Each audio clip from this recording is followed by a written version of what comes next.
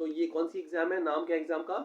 Doctor Homi Bhabha doctor foundation. Homi Bhabha exam? हाँ, doctor Homi Bhabha नहीं, foundation. ये दूसरी एग्जाम है, डॉक्टर होमी भाभा फाउंडेशन, ये दूसरी एग्जाम है हाँ, ना? दूसरी वो एग्जाम। होमी भाभा एग्जाम वाली नहीं, वो अलग है ना? ये नई ऑर्गेनाइजेशन फाउंड की, प्राइवेट ऑर्गेनाइजेशन है, doctor Homi Bhabha foundation. Exam 5 to 10 standard के स्टूडेंट के लिए रहती है। 3 लेवल वाइज एग्जाम है।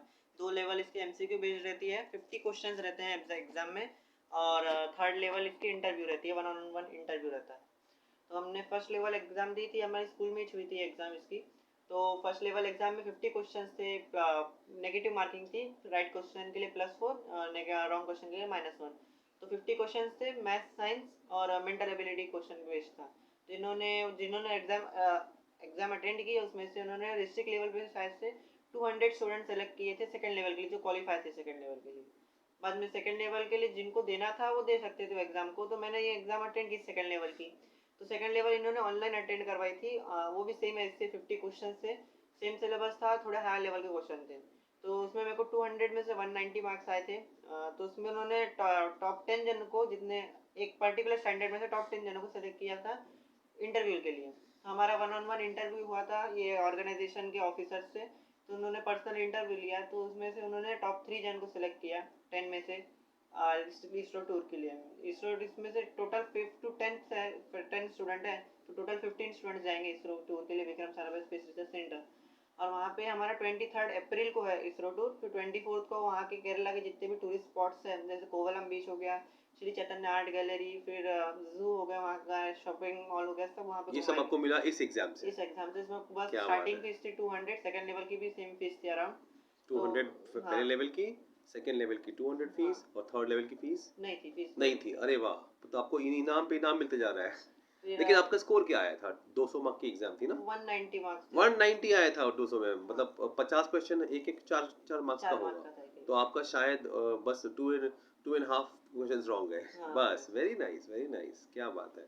फिर इसलिए आप थर्ड रैंक आए हो state level, Maharashtra state topper हो। बाद में एक्यूरेसी भी चेक किया था, इंटरव्यू में थोड़े 1-2 पॉइंट ऐसे जाते रहते हैं, तो उससे थर्ड रैंक आया। इंटरव्यू में क्या पूछा आपको? इंटरव्यू में बहुत ही नॉर्मल क्वेश्चन पूछे थे, बस वो जिससे इंटरव्यूअर की पर्सनालिटी चेक कर रहे थे। मेरे को सादा ही क्वेश्चन पूछा था कि वेट मून पे इक्वल रहता है कि चेंज होता है, ऐसे सादे नॉर्मल क्वेश्चन। मुझे बाद में पूछा था तुमको आगे जाकर तुम्हारे फ्यूचर में क्या करना है, तुम्हारा एम क्या है, तो ऐसे नॉर्मल पर्सनालिटी बेस्ड क्वेश्चन पूछते हैं। अच्छा, तो उससे उन्होंने डिसाइड किया तो था। कॉन्फ्रेंस देख रहे थे आपको? क्या कॉन्फिडेंस क्या चेक देख रहे करना थे? था। अरे वाह, कितने मिनट का इंटरव्यू था?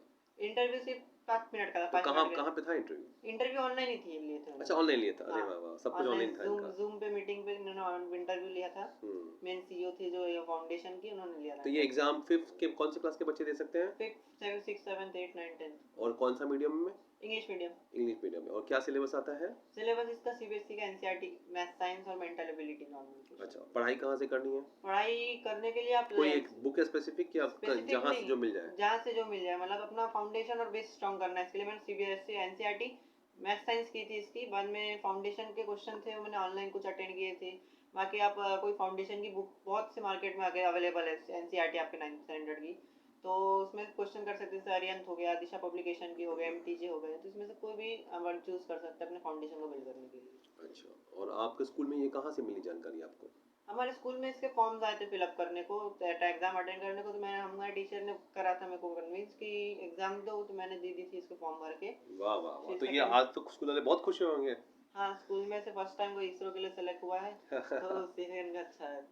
और ये तो बहुत बड़ी बात है कि आपको इसरो में जाने को मिल रहा है, टूर मिल रहा है, फ्लाइट से जाओगे, फ्लाइट से आओगे, है ना? हाँ, फ्लाइट से जाना पूरा ये आपकी मेहनत से आया हुआ है ना? मैथ साइंस की जो मेहनत है वो उसी से आया है। हम्म। और क्या बोलोगे आप, जो बच्चे तैयारी कर रहे हैं उनके लिए क्या संदेश होगा आपका?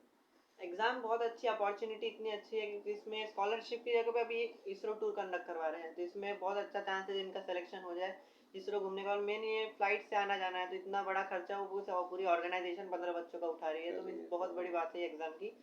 तो इसके लिए बस एक एम पर्सपेक्टिव होना कि हमको एग्जाम क्लियर करनी है। जितने भी first 5th to 10th standard के स्टूडेंट होंगे, एक एम बना के चलना कि एग्जाम क्लियर करनी है। नई एग्जाम है तो उसमें ज़्यादा चांसेस रहते हैं अच्छा आपका बेस्ट परफॉर्म करोगा, कंपटीशन शायद से लो हो आपका इसमें। तो एक बार आप जरूर अटेंड करके देखना, एक बार एग्जाम अपना फाउंडेशन बिल्ड करके, बहुत फायदा होगा। अरे वाह, बहुत बहुत बधाई हमारे महाराष्ट्र की शान, अकोला की शान और महाराष्ट्र की शान, महाराष्ट्र भूषण ध्रुव मिश्रा।